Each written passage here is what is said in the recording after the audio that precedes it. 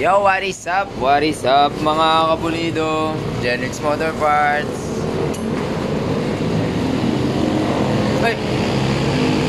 Otep! Shout out! Taga Nueva Ecija. Oh, may tambay tayo si Sir. Taga Concepcion. Shout out sa kanya. Bago daw siya lumipad ulit, gusto niyang tumambay dito dahil wala siyang ginagawa. Tingnan yung motor niyo. Ganda oh, para laruan, parang sana all, pogi yung motor. So, gagawa lang tayo video tungkol dito. Meron akong dalawang klaseng cam dito, pero ito yung kay Sir, ito yung nakalagay sa kanya. Tapos ito naman yung cam ko. Pareho silang 7.3. So, intro muna. Sorry, it's DJ.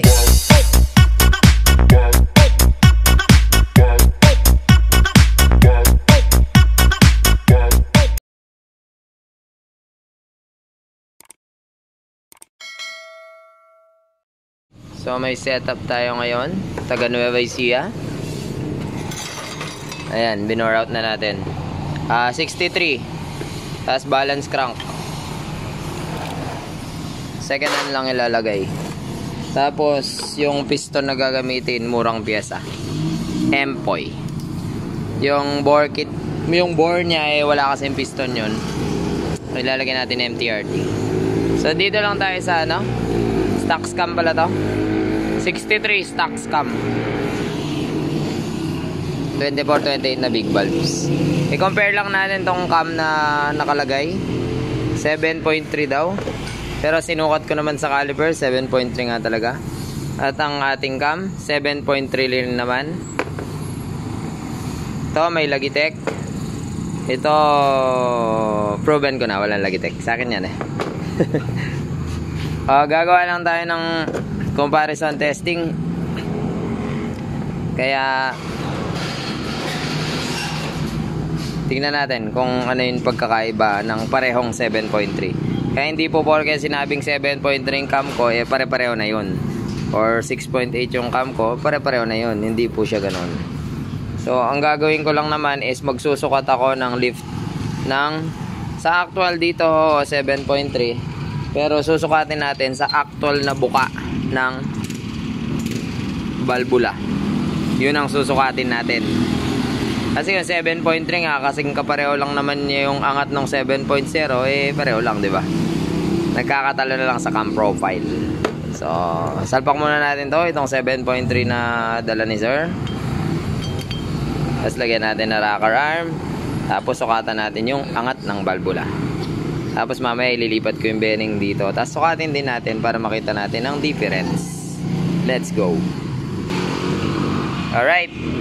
So, ang gagawin natin, isusukatin natin yung valvula ayon sa kanyang angle, kung paano yung angle niya.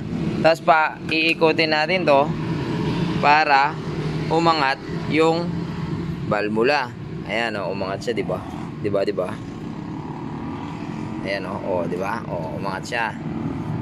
Nakalagay dito yung 7.3 na nakalagay kay Sir. Yan, di ba? Oh, yung pinaka mataas na lift niya, yun ang susukatin natin gamit tong caliper. Pa-video muna ako kay Sir. Hirap maging hampas lupa. Wala kang pambili. So, kailangan kung ano yung angle ng valvula, yun din yung angle ng caliper mo para accurate. Videographer pala si Sir. Yan. So, aangat naman kasi mag-isa yan. Kailangan sakto. Ay. Tama. Countdown pala natin.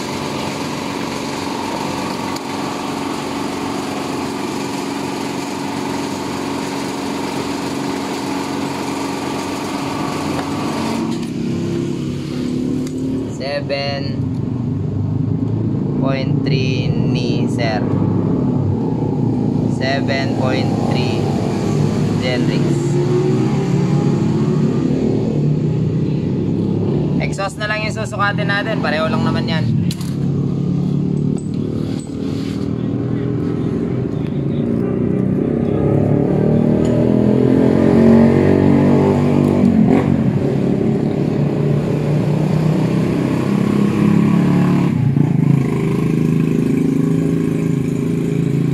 Yan, lumitaw na mga kapulido.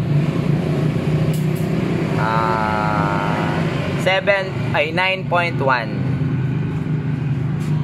Tingnan nyo sa inyong mga mata.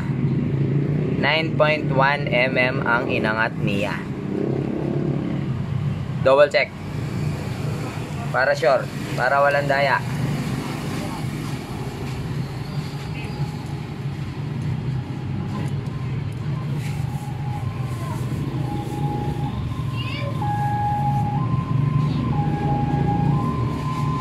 Yun.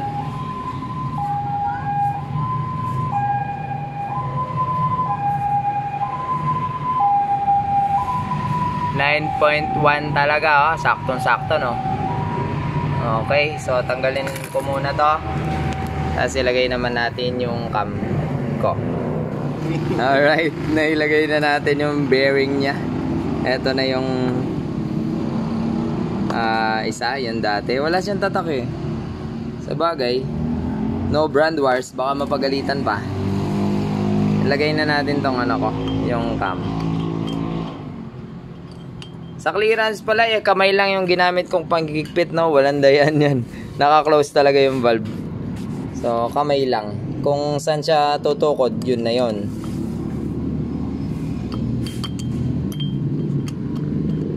Loko. Loko. Lagay muna natin yan. Mga kapulido. Hindi ko ma-shoot. Mahina ako mag-shoot. Ay, ginagawa mo, Dad? Ako'y nabasa ng Coca-Cola.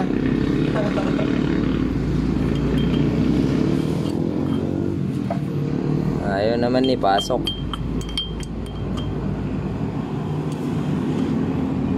Pahawak na lang, sir. Papasok mo lang. Ayun. Hindi na yata ako batiin. Ayaw niyang pumasok eh. Lawayan mo, sir. Ay.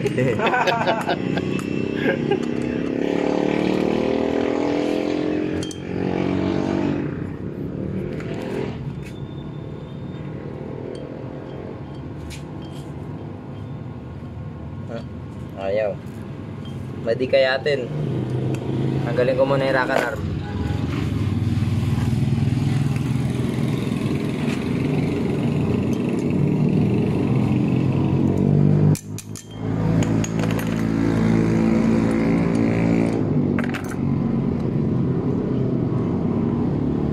Pasok ka na. May klase na. Wala siyang baon. Ayaw pumasok. Ayaw naman pumasok. Dali. Pasok ko muna. Alright. Pumasok na. Hindi uubra sa akin ang tigas ng ulo nito. Pag sinabi kong papasok siya. Yung beat nga kanina, pumasok kahit imposible eh.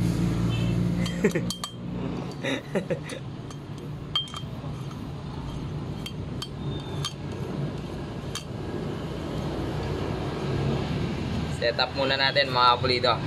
Tapos bigyan natin ng tamang clearance.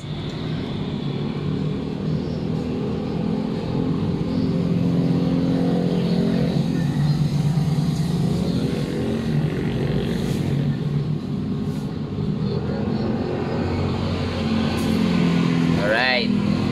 Yan ha, tamang kamay lang yan. Ay, kamay lang ginamit ko ha.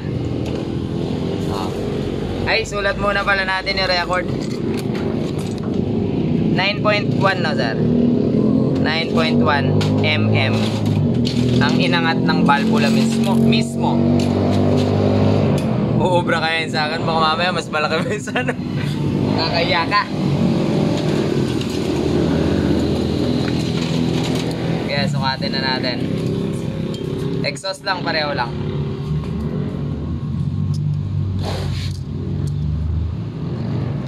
Ay, may pit.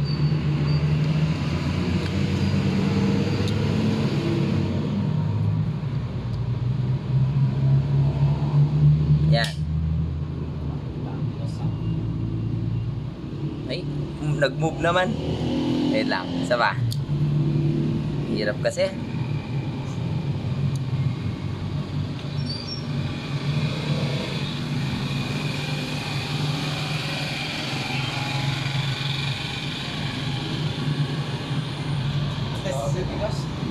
Yon. Yan o. Ayan na po ang masakit na katotohanan. Pareho po yan na 7.3 ah. Ayan. Umangat po ng 10.1 mm yung sakit. Bakit? Bakit? Why? Di ba? Oh, isa pa. Double check. Para sure. Close natin yan. Parehong pareho yan ha. Yan.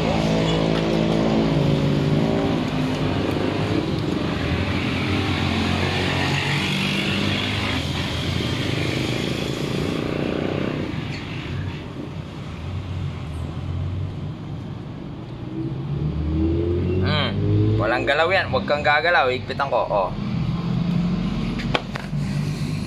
Saan ka lang yan? Saan ka pinto? 10.1 mm accurate. Paano yun nangyari? Next time na lang explain natin. 10.1 mm. So malaking difference yun sa makina mga kamunido. Kaya nga tayo nag-high lift ng cam para mas mataas yung buka ng valvula. Salamat sa panonood. Sana may natutunan sila. Ako alam ko na yan, note pa. Bye-bye.